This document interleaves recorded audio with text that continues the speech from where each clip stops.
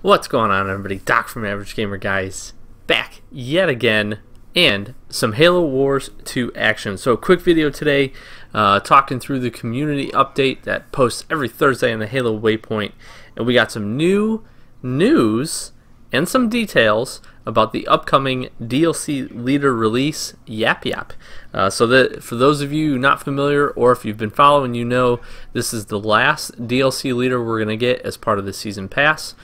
We do have two more coming with the Awakening the Nightmare, which we will see sometime in September. But this month, actually, hopefully from when this video is posting, they're hoping and projecting a week from now that they'll be able to get this update out. Additionally, if you focused in or saw our most recent video about pending balance changes, that should also be happening at the same time. So will be a pretty big update, as it usually is, with a lot of good stuff, a new unit, and then obviously balance changes that are desperately needed for multiplayer and different aspects of the game. So really what we got with the community update today was just a quick kind of snapshot look at some of the different units that we're going to get. So we got YAPYAP himself, YAPYAP the Destroyer, which I can't say YAPYAP enough. So and really just kind of focuses on some of the canon. It doesn't really describe much of anything as far as the actual skills or tiers or any of the leader powers, but obviously we know he's going to be the leader. We do get kind of a glimpse, a quick look at the Grunt Goblin. We also get kind of an interesting take on it, where they're talking the Grunt Goblin mech. Those of you that played Halo 5 will know, especially Firefight will know and recognize it. Very similar to that. But interestingly enough, it does comment in here that you can get not only one or two, but three of the goblins on the battlefield. So I'm expecting maybe we'll see something. I'm not sure. I kind of have some suspicions that this might actually be the hero unit, where we'll get a squad of these Grunt Goblins, which would be really, really cool.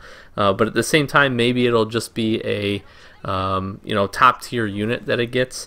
Either way, pretty neat. So cool to see, and I think a lot of people expected those to be in the game. We get the Methane Wagon, which is a really interesting vehicle, and I'm hoping it has, and I would be very surprised if it didn't have blast associated with it. A vehicle with blast like that could be pretty neat. Additionally, though, if it doesn't have it, or that's not exactly the way they decide to go, it is a pretty cool looking vehicle, and I'll be interested to see how it stacks up comparative to some of the other vehicle units in the game, maybe Warthogs or things like that. Not sure if it's going to have any type of ranged attack. Again, I really do expect it to just be a quick unit, quick fast unit, maybe with some okay health, but also have blast associated with it. We get the Brute Rider, which is exactly what you would expect. It's a grunt sitting on the back of a brute, which is pretty cool. I'm really expecting these to be really neat, both from a standpoint of just visually, because it's always fun to see. They've got some neat pictures up actually on the Halo Waypoint on this update or this forum post. It'll be, as always, linked down in the description below, so go check it out, scroll through it. It's a good read, but the pictures do a lot of justice for what we're talking about, so pretty neat. So it'll be interesting to see that, an infantry unit. Kind of curious to see. It would be really neat if these guys actually had last stand, and that's kind of something that I thought, if you got a goblin riding a brute, the brute ends up getting killed, and then last stand, you get just kind of a swarm of grunts. I think that would be really cool and really neat. So we'll keep an eye out for that. We do get the Heavy Grunt, which is probably my favorite art style out of all of these really neat pictures that we're getting, which is essentially what it sounds like. It's just a powered up grunt. It's got some wicked armor on it, some pretty cool weaponry. So it'll be really interesting to see, and these could be, they could either be really cool and really useful, or really, really dumb.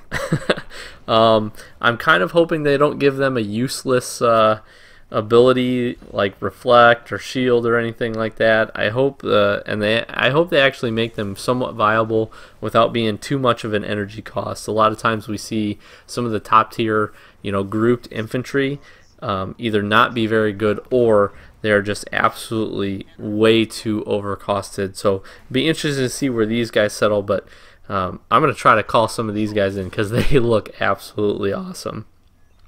So we've got the heavy grunt that we just finished up, and then grunt swarm.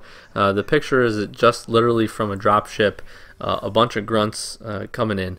I actually really think that this is going to be primarily the type of meta that we see with YAPYAP in general. I think we're going to see a big heavy focus on infantry, obviously with the grunts. Makes sense. But I also think that none of the specific units are going to be so super overpowered. I do think that we are going to just get it where it's just a lot of, I hate to say it, but a lot of spam, a lot of units, a lot of repetitive units, and large groups of units being what gives you the advantage on the battlefield. Now, if you're a fan of that playstyle, that's going to be awesome for you. If you've kind of always not been a fan of those that just call in Cyclopses and Marines and snipers constantly and you can't do anything about it, then you might not have so much fun with this. Luckily, we know how to combat that with really good targeted focused leader powers. So it'll be really interesting to see. Grunt Swarm I fully expect will be a leader power actually, which will be pretty neat. I think that in the multiplayer aspect of this, Grunt Swarm might be one of those better tiered drops. The unit drops have always been pretty decent in multiplayer. I think this one has the potential to be quite good as well. So that really wraps it up. They're going to try to do a sneak peek with some stuff, so we'll try to grab some of that gameplay.